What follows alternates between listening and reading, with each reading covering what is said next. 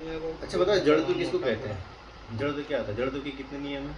दो नहीं, कौन कौन से? एक जो विराम, गति गति गति का जड़त्व क्या होता है?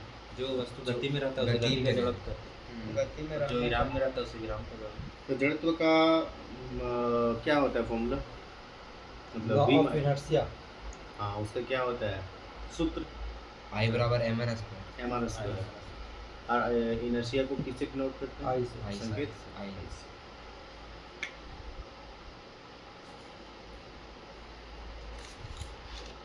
वस्तु का जड़त्व जो है किस पर निर्भर करती है?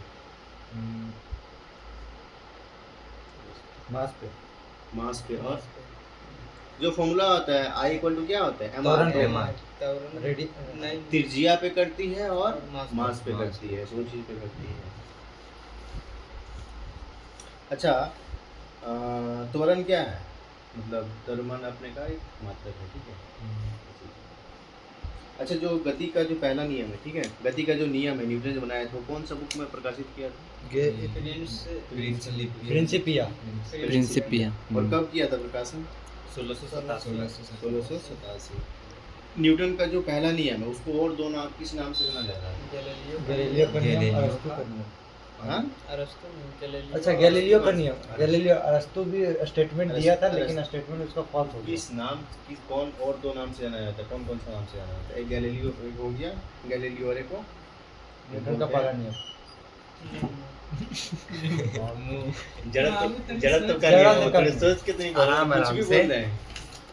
अच्छा, न्यूटन का पहला नियम की समझ?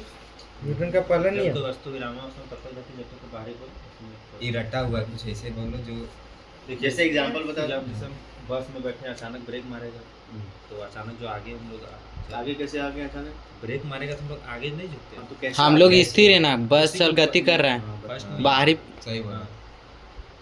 हाँ, चलती हुई बस में अचानक ब्रेक लगने से यात्री क्या होता है? आगे की ओर झुक जाते हैं, क्योंकि क्योंकि यात्री क्या एक विराम अवस्था में होती है, वो जड़त्व में, वो विराम की जड़त्व में होता है, मोशन मतलब स्टैटिक बोलते हैं उसको, उसमें रहता है और जैसे ब्रेक लगता है वैसे आगे की ओर वो मूव कर जाता है, ठीक है। गति का, ठीक है, दूसरा पूछते हैं। गति का जो प्रथम नियम है, ठीक है, वो किसको परिभाषित करती है, किस चीज को? आज पढ़ा। उस इसको प्रभावित अच्छा, बल को मैंने परिभाषा परिभाषा क्वेश्चन थोड़ा उल्टा बोल दिया, ठीक है। परिभाषा। बल की न्यूटन का दूसरा नियम,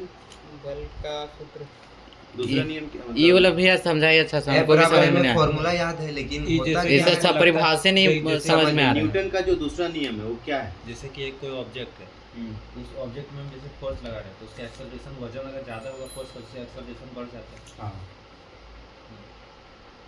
वो क्या है, उसका जो है समानुपाती होता है। मतलब इस नियम के अनुसार क्या है कि किसी वस्तु पर आरोपित बल, कोई वस्तु पर हम लोग बल लगा रहे हैं, ठीक है, उसमें जो संवेग होता है, संवेग किसको बोलते हैं मामू? समय, बल गुना विस्थापन हाँ, तो समय, परिभाषा क्या बोलते संवेग का पूरी डिफिनेशन। मास गुना वेलोसिटी। जब किसी वस्तु, अरे यार, हैं? विपिन चल रहा है, बोले संवेग रे, सर इंग्लिश क्या होता है हमको? संवेग का मोमेंटम। मोमेंटम तुमको बोले थे।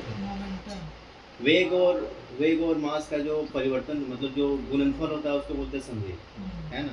तो इसमें है दिया हुआ है कि क्या हो रहा है, पर दिमाग खराब कर दिया।